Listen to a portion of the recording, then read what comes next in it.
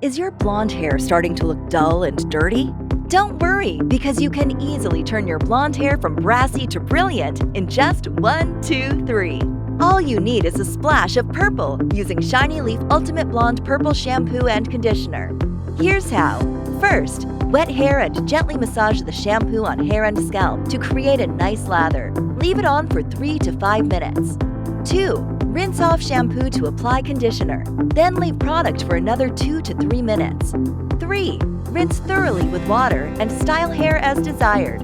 Use the purple shampoo as a toner and the purple conditioner as a moisturizer.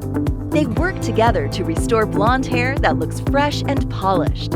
Also great for various shades of blonde, platinum, silver, highlighted, and other light-colored hair. Important reminders. Store in a cool, dry place. Do not overuse to prevent leaving a purple trace on your hair. Avoid contact with eyes. Use to protect blonde hair from damage and discoloration. Shiny Leaf Ultimate Blonde Purple Shampoo and Conditioner is suitable for all hair types. It's paraben-free, sulfate-free, silicone-free, and Curly Girl approved. It is also color-safe, so it's good for natural or color-treated hair.